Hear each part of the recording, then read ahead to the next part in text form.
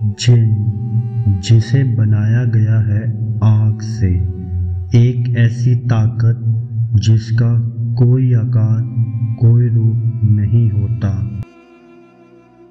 वो किसी भी इंसान, जानवर और यहाँ तक मरे हुए लोगों का भी रूप ले सकता है। जिन इंसानी दुनिया और उसके परे है।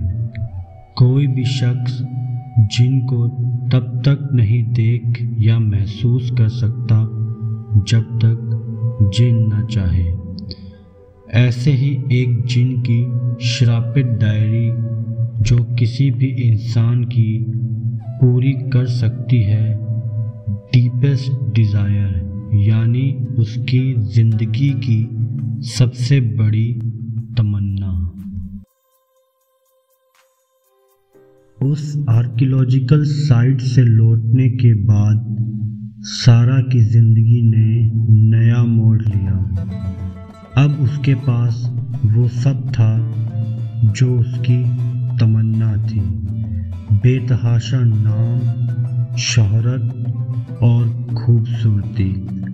अब सारा की नई पहचान थी फेमस एक्ट्रेस इज़ाबेला इब्राहिम।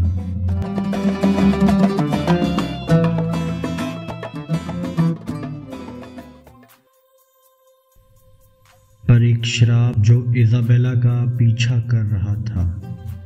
वो ना तो रातों को सो पाती और ना ही उस डायरी से दूर जा पाती। इज़ाबेला को ऐसे थॉट्स आते थे जो उसके नहीं होते थे। ऐसा लग रहा था मानो किसी ने उसके जिस्म और दिमाग को कैद कर लिया।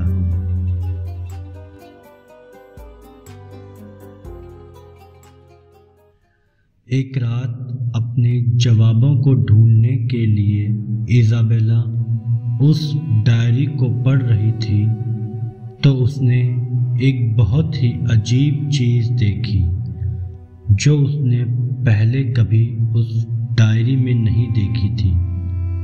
उसे दिखाई देता है कि उसका नाम उस डायरी के पेज पर लिखा हुआ है, पर अजीब ये था कि उसके नाम से पहले हर उस शख्स का नाम था जिसकी तमन्ना उस डायरी ने पूरी की थी। और इज़ाबेला के ठीक पहले जो नाम था वो था ज़फ़र। इस नाम के साथ ही वो डायरी इज़ाबेला को ले जाती है ज़फ़र की दुनिया में।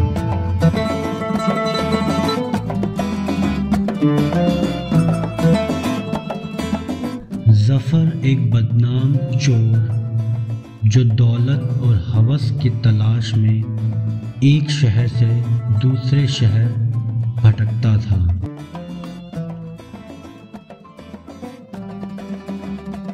एक शाम जब वो अपने ठिकाने पर लूट का सामान देख रहा था जो उसने बाजार में एक मुसाफिर से चुराया था,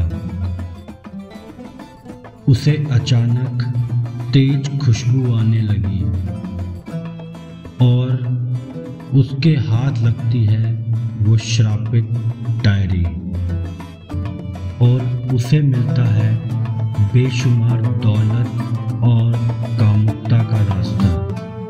वो इन मंत्रों को पढ़ना शुरू करता है और जैसे जैसे दिन गुजरते जाते हैं वो बन जाता है पर्शिया का सबसे दौलतमंद अय्याश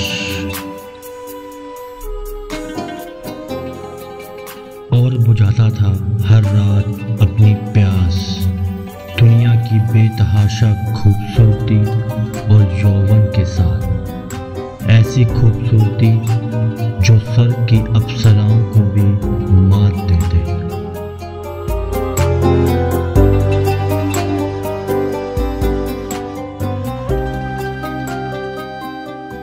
और इस तरह कई साल बीत जाते हैं और ज़फ़र को उस डायरी के श्राप का पता चलना शुरू होता है।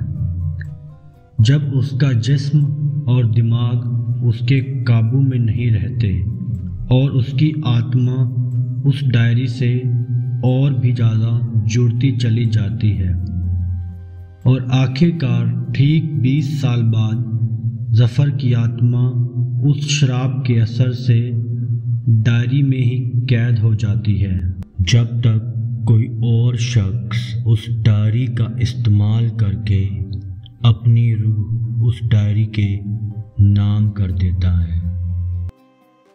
जफ़र वही शख्स था जो सारा को उस रात आर्कियोलॉजिकल साइट पे मिला था और जिसने सारा को वो यौवन का चरम सुख दिया था।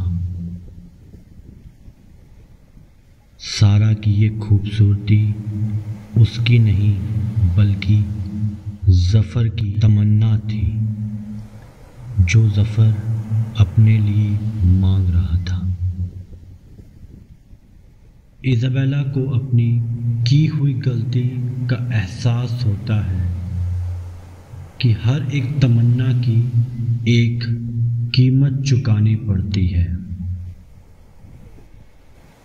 आज की वो रात थी जब उस श्राप के मुताबिक इज़ाबेला की रूह उस डायरी में कैद हो जाती है, जब तक फिर से कोई उस डायरी को इस्तेमाल नहीं करता।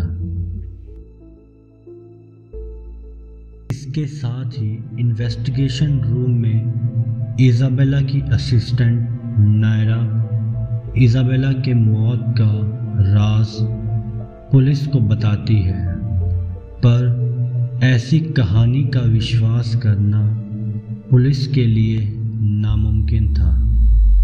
पर जिन की डायरी का राज भी फिर से रहस्य में खो गया जब अगली सुबह उन सभी पुलिस वालों की डेड बॉडी मिली जिन्होंने उस कहानी को सुना था और नायरा का कोई नामो निशान नहीं था।